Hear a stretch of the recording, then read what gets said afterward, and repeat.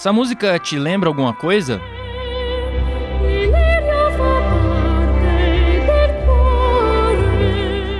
Tormento de Amore foi trilha sonora da novela Terra Nostra, da TV Globo, lançada em 1999. A história se passava no começo do século XX em fazendas de café no interior de São Paulo e exaltava a imigração italiana no Brasil. Mas a visão positiva da comunidade italiana não era a única coisa presente em Terra Nostra. No ano que ela começou a ser exibida, a Sueli Carneiro, que é uma das maiores figuras do feminismo negro no Brasil, escreveu uma coluna na Folha sobre como a novela reforçava estereótipos da população negra. Ela escreveu que os negros enfrentavam na trama a invisibilidade ou a visibilidade perversa. E também citou o sociólogo Muniz Sodré, que diz que a TV brasileira está para o negro, assim como o espelho está para o vampiro. Abre aspas, o negro olha, não se reconhece, não se vê. No texto, a Sueli citou exemplos de como o racismo aparece em diálogos da novela. Numa conversa sobre onde abrigar imigrantes italianos, o Barão do Café diz que eles não aceitariam ir para as senzalas porque, abre aspas, são brancos e trazem no coração o espírito da liberdade, fecha aspas. A Sueli também lembrou de um personagem chamado Tizil, um menino novo que reclama de Deus por não ter a pele mais clara. Na época, a intelectual questionou que impacto esse tipo de frase podia ter na autoestima das pessoas negras, principalmente das crianças.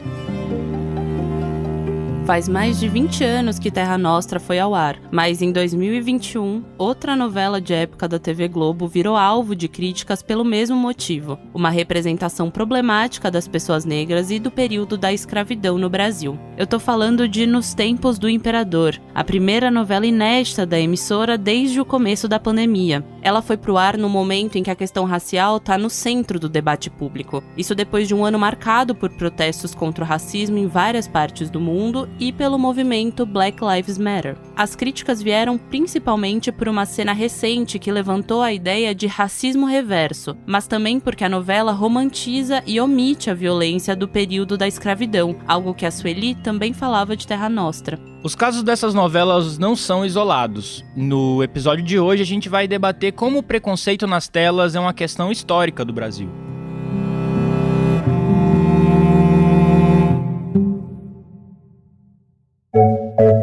Você está ouvindo o Expresso Ilustrado, o podcast de cultura da Folha, com episódio novo todas as quintas às 4 da tarde. Eu sou o Lucas Breda. E eu sou a Carolina Moraes. E a edição é da Natália Silva, a DJ Natinha, a maior noveleira da podosfera.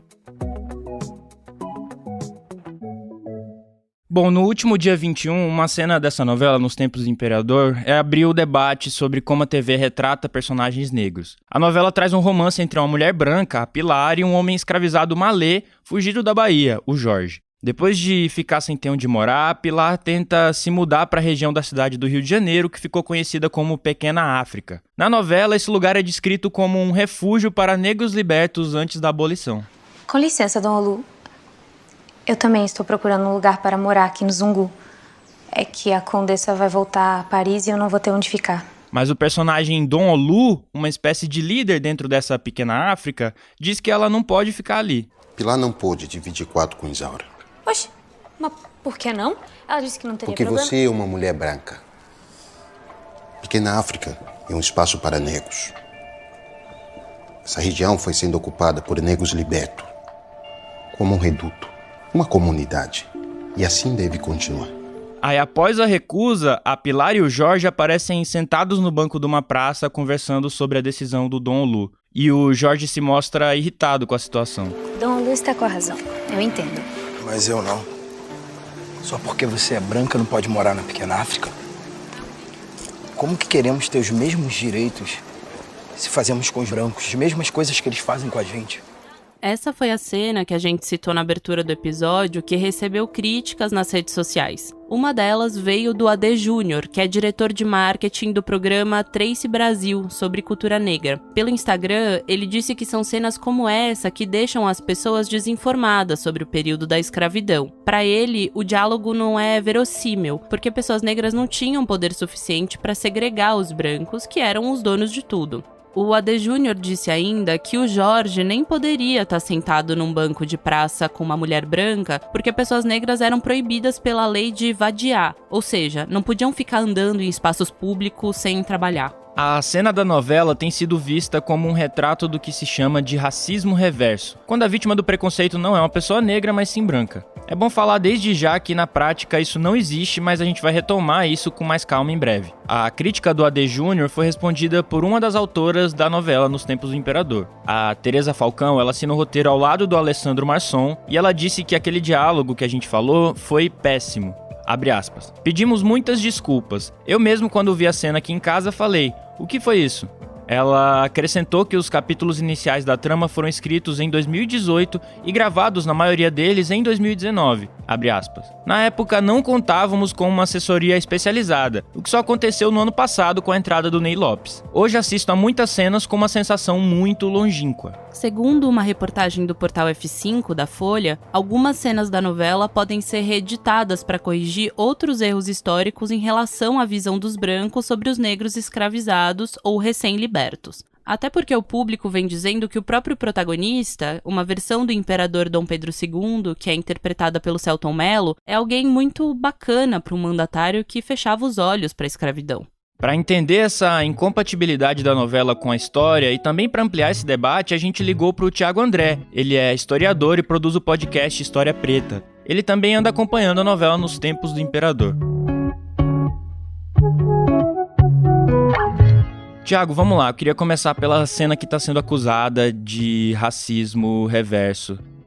A novela mostra um romance entre uma mulher branca e um escravizado fugido da Bahia, né? Isso era uma coisa, assim, provável de acontecer no Brasil ali dessa segunda metade do século XIX? Assim, possível, tudo é possível na real, mas é pouco provável, na verdade, a gente tem poucas notícias dessas, né? Mas no caso desse personagem específico, né, ele é um cara que ele tá fugido, né? Ele tá no Rio de Janeiro, sob um outro nome, e tá vivendo como uma pessoa livre. Então, assim, nesse estado de coisas, é bem provável, bem possível que poderia acontecer. Uma pessoa negra livre se casar com uma pessoa ou namorar uma pessoa branca. Isso aí não é impossível de acontecer. Mas pouco provável que acontecesse a cena como aconteceu, né? Ele sendo uma pessoa vivendo onde vivia, né? Ele vive numa região onde se convencionou se chamar de Pequena África, e a novela usa esse termo, mas meio que fora do tempo histórico, eles não usavam esse termo naquela época ali, mas enfim, ele vivia nessa região da Pequena África. Então, sendo ele uma pessoa que vive na região da Pequena África, o personagem, e conhecido por isso também, muito pouco provável que ele estivesse ali sentado num banco de praça, bem tranquilo, conversando com uma jovem branca, sem ser importunado pela polícia, sem ser questionada a liberdade dele. Então, esse momento no Brasil, onde ele vive, onde é vigente, né, ainda a escravidão, havia muitas pessoas negras livres, mas principalmente as pessoas negras livres e pobres, elas não tinham tanta liberdade assim de ir e vir sem ser questionado, principalmente não fazendo nada, né? O negro livre, ele sempre tinha que estar trabalhando, sempre tinha que estar fazendo alguma coisa sob o risco de ser reescravizado, né? Ser preso e ser reescravizado. Então, aquela cena, do jeito que aconteceu, é pouco provável que acontecesse. Existia, sim, pessoas negras livres, membros da aristocracia, a gente tem vários aí, que eram donos de jornais, André Rebouças, Luiz Gama, são personagens dessa aristocracia. Zé do Patrocínio vai aparecer depois, e inclusive Zé do Patrocínio se casou com uma mulher branca, então isso não é improvável de acontecer naquele período. Agora, a maneira como aconteceu aquela cena, aí que acaba encontrando um pouco de dificuldade de encontrar a veracidade, né? E, Thiago, você comentou que a Pequena África nem sempre foi chamada assim, né? Como foi a formação dessa região e como que ela funcionava nessa época da novela? E também queria saber quando ela passou a ser denominada de Pequena África, né? Sim, a primeira pessoa que chama a Pequena África de Pequena África, ele nem usa esse termo, na verdade, ele usa África em miniatura, é o Heitor dos Prazeres, né? Que isso vai acontecer já no início do século XX, já depois da abolição da escravidão. Então, Heitor dos Prazeres era um sambista, artista, pintor, era um multitalentoso artista, e ele vai descrever aquele local ali, que é próximo à região portuária do Rio de Janeiro, como essa África em miniatura, né? E acaba que o termo pega entre cronistas, historiadores, começam a utilizar esse termo Pequena África. Mas ali, no período histórico onde se passa a novela, mais ou menos ali na primeira metade para a segunda metade do século XIX, essa região ela vai ser povoada organicamente por pessoas negras, mas não da maneira que parece na novela, que parece que é uma comunidade apenas de pessoas negras livres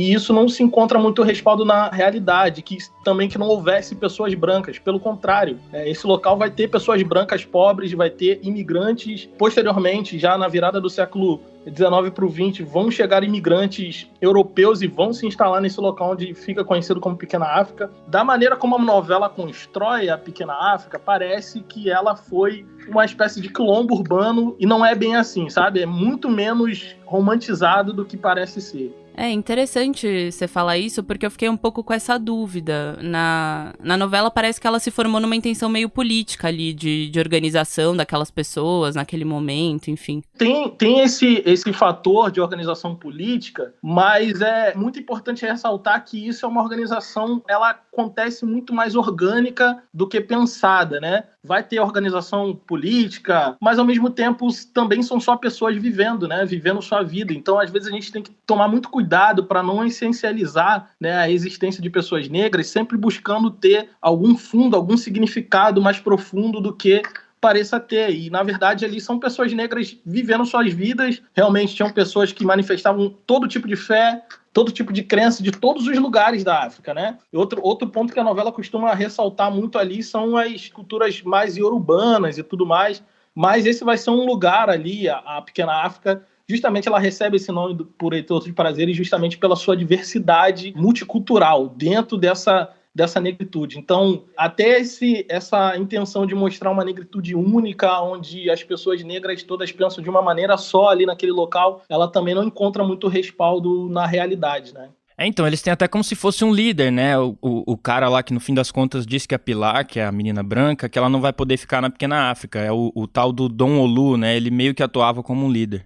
Isso, exatamente. Esse cara ali na novela, ele é apresentado como o rei da Pequena África, né? E eu acredito que ele tenha sido inspirado num personagem real que viveu aqui no Rio de Janeiro, chamado Dom Obá II. Ele se autodeclarava rei do Congo e muitas pessoas negras reverenciavam eles, outras tiravam chacota dele, mas o ponto é que esse cara foi um cara importante no Rio de Janeiro. Ele escrevia em jornais, em colunas de jornais, e tinha certo trânsito dentro da família imperial, vamos dizer assim. Então eu acredito que esse personagem que está na novela ali, que se autodeclara rei da Pequena África, que é uma coisa também muito mais fantasiosa do que real, tenha sido inspirado no Dom Obá II. E a gente entende, né, uma ficção que está tentando contar uma história, e essa história é a história do Dom Pedro II como sendo um monarca super excelente. Então, até esse personagem que é o suposto líder ali da Pequena África, ele tem essa nuance de ser um cara que compreende, sabe, essas dores do imperador e tudo mais. Agora, falando da cena em si, o Jorge, que é o personagem negro, ele diz, abre aspas, só porque você é branca, você não pode morar na Pequena África. Como queremos ter os mesmos direitos se fazemos com os brancos as mesmas coisas que eles fazem com a gente? Queria te pedir para comentar esse diálogo especificamente e também dizer se ele contribui ou desinforma sobre o que foi a escravidão no Brasil. Primeiro que, assim, é importante a gente sempre ressaltar que as novelas, como produto de cultura popular, ela tem um papel muito importante em gestar, em criar ou fomentar o imaginário coletivo brasileiro, ajuda a galvanizar certos tipos de pensamento no imaginário coletivo brasileiro. A maioria do brasileiro ali, o brasileiro médio, ele vai olhar para a novela, vai ver aquela cena e ele não vai ter essa distinção de saber se é real ou ficção, né? A gente sabe que as novelas, dentro do imaginário brasileiro, a ficção e a realidade acabam muitas vezes se confundindo. E eu acho que esse discurso, ele, além de ser muito fora do tempo, daquele tempo ali, não faz sentido nenhum esse discurso tá na boca de uma pessoa negra livre daquele tempo. Ele contribui de forma errática para acabar galvanizando ainda mais esses pensamentos. A gente está aí em 2021, 2020 foi um ano marcado por protestos com questões raciais, violência policial e tudo mais. Esse assunto, essa temática, a temática racial tem estado no centro do debate em vários sentidos, em vários espaços de diálogo da nossa sociedade, e a gente vê um enorme retrocesso quando a gente escuta esse tipo de diálogo feito da maneira que foi feita, né? De maneira rasa, de maneira totalmente descompromissada, com o debate sério, aprofundado que a gente tem tentado propor enquanto comunidade negra, né? A gente tem tentado se contrapor a esse tipo de ideia, e eu digo que é uma ideia fora do tempo, porque essa é uma ideia que vai surgir só nos anos 20 do século 20, né? Dos anos 20, dos anos 30, que é essa ideia de harmonia racial, onde o negro e o branco se dão bem sem nenhum problema, como se não houvesse nenhum tipo de conflito baseado em raça em nosso país, né? E a gente vive esse momento ainda em 2021, de pessoas negras, pessoas indígenas, tendo que todos os dias brigar por direitos básicos, e ao mesmo tempo a gente ouve na maior emissora de televisão, né, do nosso país, às 18 horas da tarde, você ouvir esse tipo de discurso que mais atrasa do que adianta. Eu entendo que há ali, de certa forma, como eu disse, eu estou acompanhando a novela e eu acho que há um esforço de tentar mitigar, né, os erros que a emissora cometeu com a população negra ao longo da sua história, né, retratando de maneira rasa. Então essa novela alguns personagens ganham um pouco mais de profundidade do que outros personagens já teve em outras novelas. Mas ao mesmo tempo põe na boca desses personagens negros discursos totalmente fora do tempo, totalmente inverossímeis para aquela realidade que se vivia. Então eu acho que a contribuição é uma contribuição extremamente negativa. Eu acho que atrasa em muito esse debate. Para além de tudo isso, acaba que esse trabalho de base que as comunidades negras, os movimentos negros têm feito, acaba perdendo muito, porque não há que se comparar, né, a audiência que a Rede Globo tem com o que os movimentos negros tentam buscar a cada dia nos seus trabalhos de base, nas comunidades, nas favelas, em todos os lugares, populações ribeirinhas, em todos os lugares, quilombos. A gente tenta alcançar todos esses lugares, mas ao mesmo tempo não há que se comparar com a capilaridade que a Rede Globo tem. Então, esse tipo de discurso entra e bate muito forte nas casas do brasileiro, né?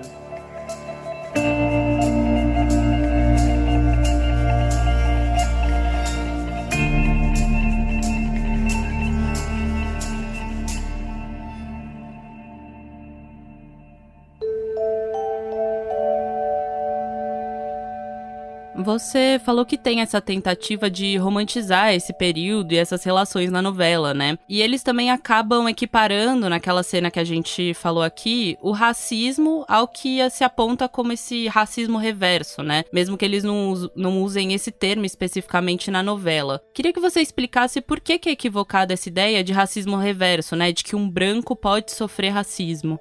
Ela é equivocada, primeiro porque na cena ela parte da pessoa negra, né, em questão. E a gente sabe que essa ideia de racismo reverso, ela não se sustenta na realidade, porque o racismo ele pressupõe poder, ele pressupõe uma sociedade baseada no poder, que está baseada numa estrutura de raças, né, onde há o topo e a base. E dentro desse conceito de racismo, que foi gestado também no século XIX e no século XX, as pessoas negras estão na base dessa pirâmide, enquanto as pessoas brancas estão no topo dessa pirâmide. Então, naquele período histórico onde se passa a cena, as pessoas negras não tinham absolutamente nenhum poder para oprimir uma pessoa branca, vamos dizer assim. Não há nenhuma espécie de poder que poderia obrigar aquela menina de não morar onde ela quisesse morar. Uma pessoa branca no Brasil do século XIX, ela moraria onde ela quisesse morar e não teria nenhuma pessoa negra que iria impedir isso de acontecer. Então, isso ainda ocorre aqui no século XXI, em 2021, ocorre também.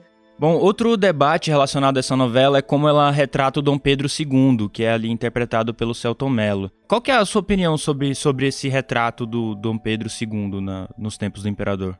A novela ela tem a abolição ali, o abolicionismo, né, vamos dizer assim, sempre permeando os discursos ali. E a intenção, acredito eu, da novela seja humanizar um pouco o Dom Pedro II e tentar mostrar essa faceta dele como um personagem que esteve alheio a esses acontecimentos no Brasil, que esteve, na verdade, refém do cargo que ocupava como imperador, né? Como se ele estivesse obrigado a fazer o que fazia, né? Mas isso acaba também sendo um pouco complicado de engolir, né? Quando a gente se dá conta de que a escravidão foi o sustentáculo, né, de todas as riquezas, a educação excelente que Dom Pedro II teve, de todas as línguas que ele aprendeu, todas as viagens que ele viajou, tudo isso foi bancado com o trabalho de escravizados, né? Então não tem como negar isso e é extremamente, na verdade, desrespeitoso com a nossa história quando você minimiza isso. Minimiza-se aí nessa novela. E eu digo isso porque eu tô vendo, minimiza muito, né, o papel da escravidão para as riquezas da monarquia no Brasil, não só da monarquia, como toda a aristocracia branca daquele período. Então, eu entendo que todo personagem na história real, na vida real, as pessoas não são nem mocinhos nem vilões. É difícil você tentar encaixar isso dentro da ficção. Mas a partir do que eu vi nessa novela, eu entendo que o objetivo ali é apenas mostrar essa faceta do bom moço, né? De uma pessoa que não tem culpa de ter escravidão. Diversas vezes isso acontece, inclusive nesse personagem que é liderança da Pequena África. Num diálogo que ele tem com a esposa dele, ele fala isso, de que Dom Pedro é um cara maravilhoso, mas parece que são duas pessoas, né? Ele é o Pedro, né? O Pedro de Orleans e Bragança, e também o Dom Pedro II, e essas duas pessoas têm que conviver na mesma pessoa. Isso, para mim, é um completo equívoco, né? Dom Pedro era Dom Pedro, Pedro de Bragança e Dom Pedro II é a mesma pessoa que convive no mesmo lugar. É possível, sim, você ter uma ótima educação, é possível, sim, você falar várias línguas e, ao mesmo tempo, você endossar e coadunar com a escravidão no seu país. E se a escravidão durou tanto tempo no Brasil, o imperador tem um papel muito importante nesse aspecto, né? O Brasil foi aí o maior país, o país mais escravocrata que teve, e ao mesmo tempo foi um dos últimos a abolir a escravidão. E tudo isso tem um papel muito importante da família real.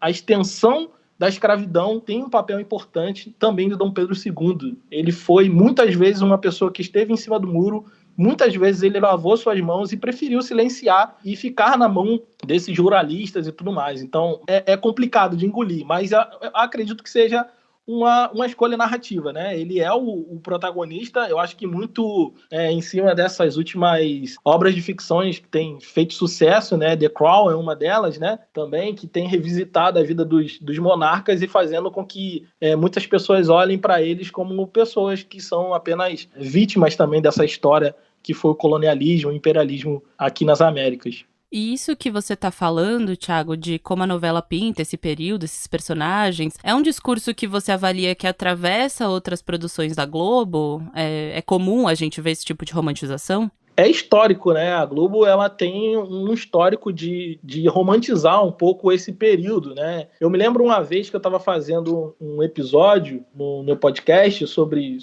esse período, falando um pouco sobre o branqueamento racial no Brasil, e eu topo com uma cena da novela Terra Nostra, onde estão chegando os italianos, né? Acaba de acontecer a abolição no Brasil, estão chegando os italianos para substituir a mão de obra escravizada, e aí um fazendeiro, ele fala para o seu capataz que ia manter as senzalas abertas, e o capataz diz para ele, olha, essas pessoas que estão vindo aí não vão querer morar na senzala, porque eles não têm, né, um espírito submisso, eles são pessoas livres e tudo mais. Então, põe aí um contraponto totalmente equivocado, né, dizendo que pessoas negras foram escravizadas porque elas eram submissas, ou porque elas não se revoltaram o suficiente, vamos dizer assim, ou que não tinham um espírito livre como tinha o italiano. Então, eu botei essa cena, né, no episódio, e isso chocou muitas pessoas, porque passado tanto tempo e muitas vezes adquirindo um pouco de letramento racial, a gente se choca um pouco com o que chegava nas nossas televisões e ainda chega, né? Então, agora isso causa o barulho que causou, uma cena como essa causa o barulho que causou, justamente porque há muitas pessoas, há muitas vozes, há muitas possibilidades de falar e de contrapor. Mas é um histórico. Então, essas novelas têm essa pretensão de alcançar um público muito grande no Brasil, né? Ainda mais nesse horário das 6 da tarde, elas são essas novelas mais leves, às vezes com mais humor e tal. E justamente essas são as novelas de época, né?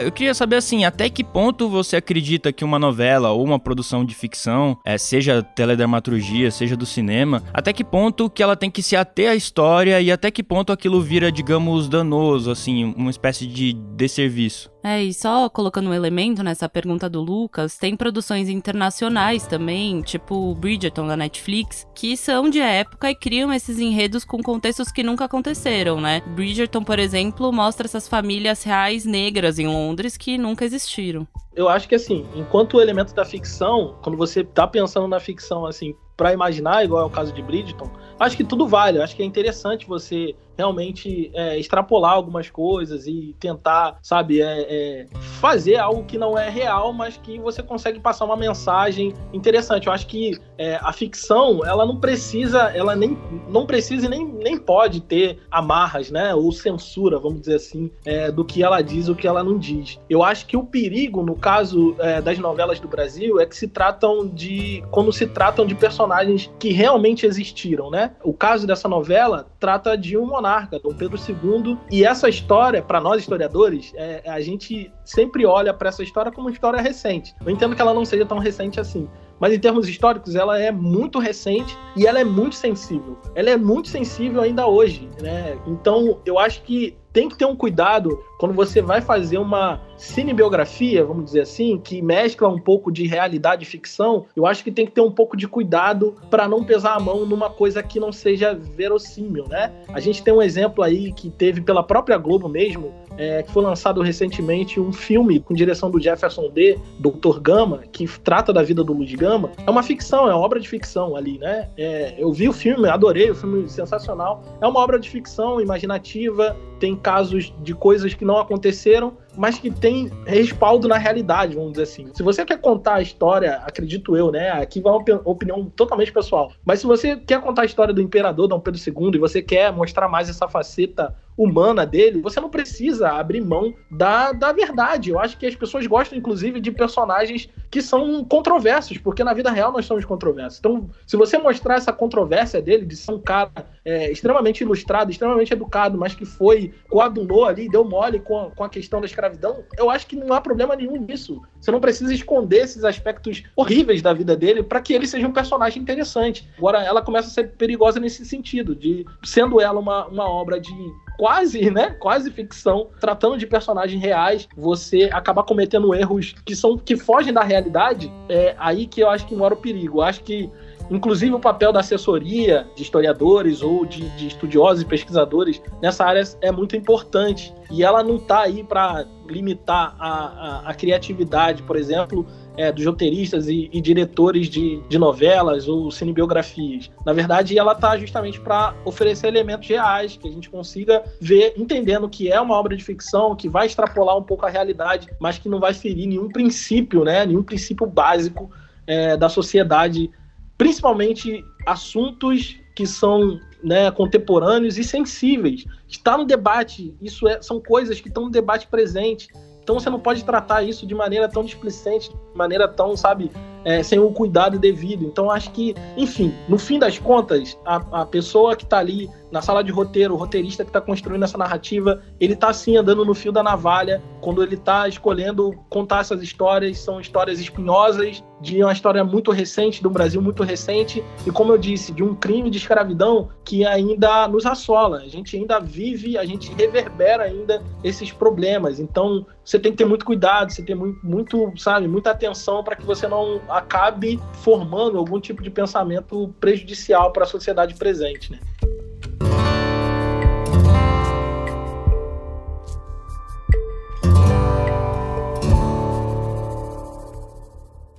Mas antes de ir embora, fica por aí porque a gente tem algumas dicas da semana para dar para vocês.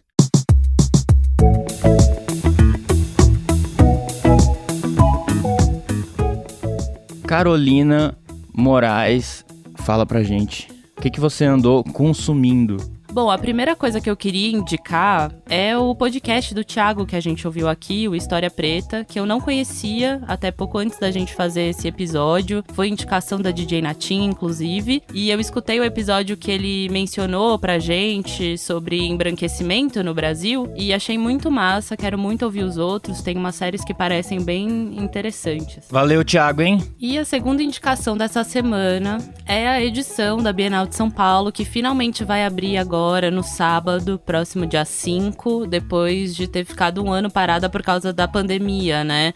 Ia acontecer ano passado, mas agora vai começar. E vai ocupar ali o pavilhão, tem muita exposição rolando paralela à Bienal, com artistas que estão sendo apresentados lá. No MAN vai ter uma exposição super especial de arte indígena contemporânea, com curadoria do Jaider Esbel, que também está participando como artista na Bienal. No MAN também vai ter a exposição que a gente comentou aqui na semana passada sobre a semana de 22. Enfim, é um evento muito importante. E para quem quiser, assim, um roteiro inicial de qual que é a tônica dessa edição, a Clara Balbi, que é da Ilustrada, escreveu uma matéria ótima sobre a abertura e sobre quais são as principais obras que dão um pouco o tom político e um pouco desse ensaio de fim de mundo que a gente tá vivendo, né? Então acho que é uma edição importante, emblemática também, porque a gente tá na pandemia. E é isso, quem estiver em São Paulo tem uns meses aí pra ver a Bienal. E você, Lucas Breda, qual que é a sua dica da semana?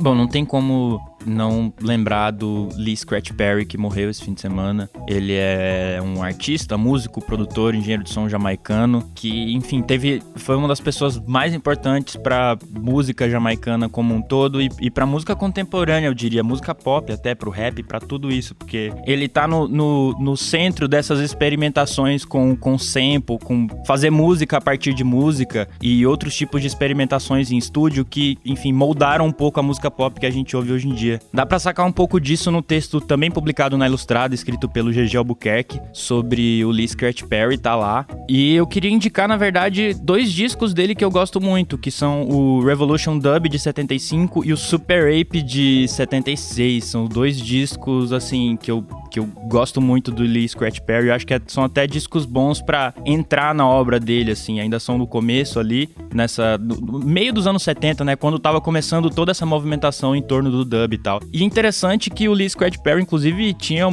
ele ia expor algumas coisas na Bienal, né, Carol? Assim, ainda vai ser exposto lá, né? Mesmo ele não estando aqui com a gente. Vai ter obra dele na Bienal, vai ter uma instalação com alguns desenhos, então tá aí. Quem for na Bienal também pode ver a obra do Lee Scratch Perry. Maravilha. Ouçam Lee Scratch Perry, leiam sobre Lee Scratch Perry. Não deixem essa pessoa morrer esquecida. É isso. Muito bem. Esse episódio usou áudio da TV Globo. Esse foi o Expresso Ilustrado, o podcast de cultura da Folha, com episódios novos todas as quintas, às 4h. Eu sou a Carolina Moraes. Eu sou o Lucas Breda e a edição do programa é da Natália Silva, a nossa DJ Natinha. Até semana que vem, hein? Até!